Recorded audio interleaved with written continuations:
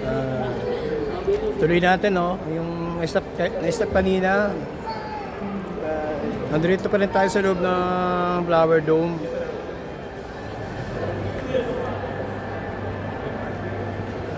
Check muna natin yung mga flowers.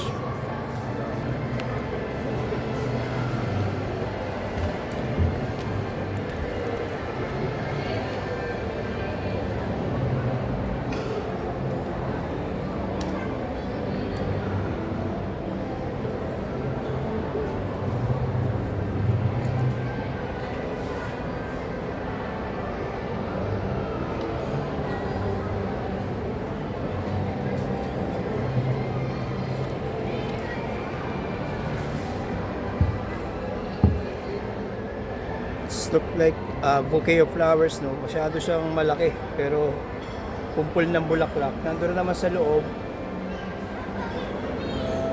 also different kind of flowers.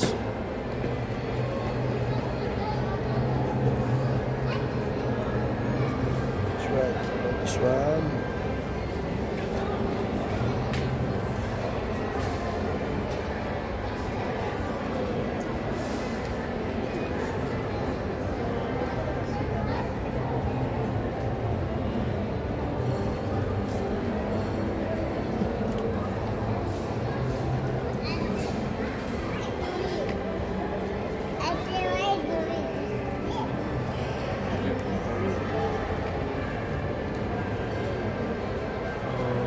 Ikutin na natin to para makapunta na tayo sa Cloud Forest naman ang next destination natin pagtapos dito.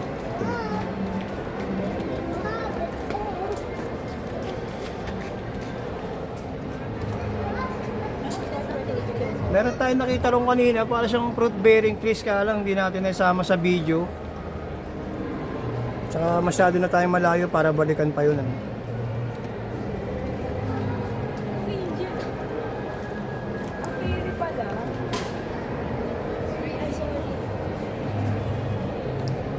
Sculpture pala.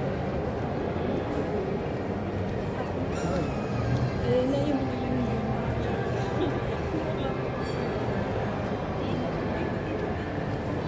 baka ko nga dapat.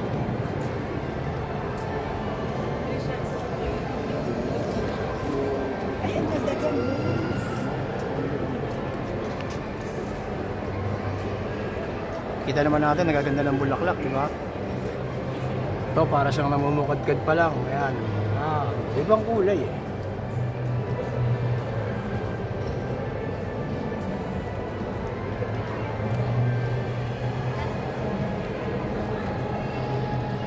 Ito yung kadalasan natin nakikita sa mga pictures, no? Mediterranean climate, zone 3.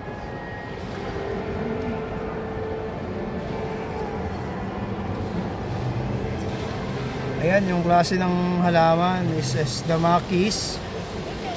Ayan ang pictures niya. Ito naman yung Garige. This is the woodlands. Famous to sa Singapore, kahit saan siguro mayroong woodland flowers.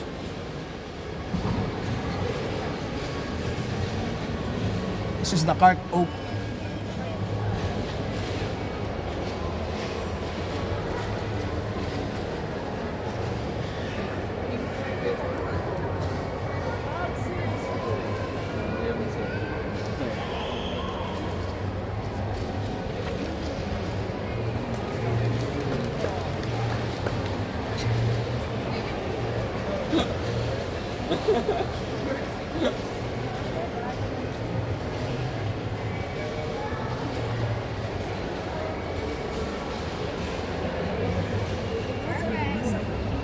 Uy, meron pa rin nakatago. Pandarya.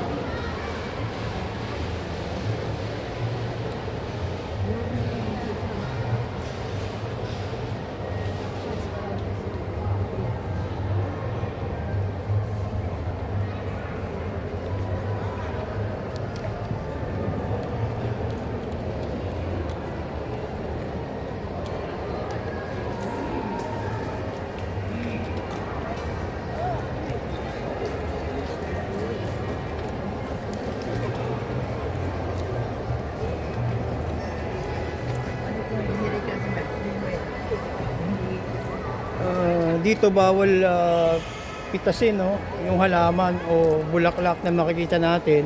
Pwede lang siguro mag-take ng pictures, videos, pero yung galawin mo siya, disturb mo siya, hindi pinapayagan.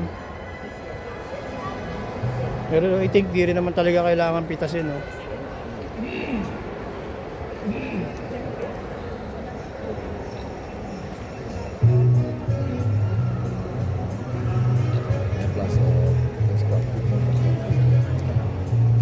Na tayo.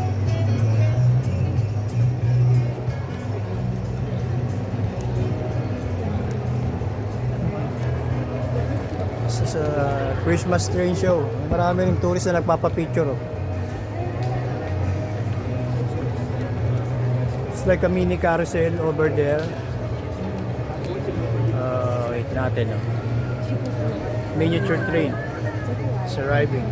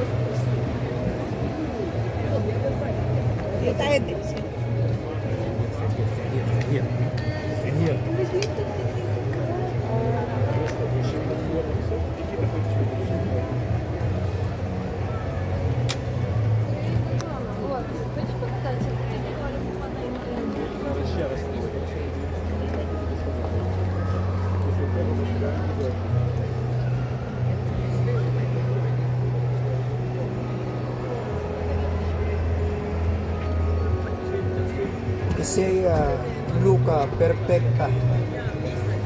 Yan yung sinasabi natin kanina, no? I may look great with, but please don't touch me.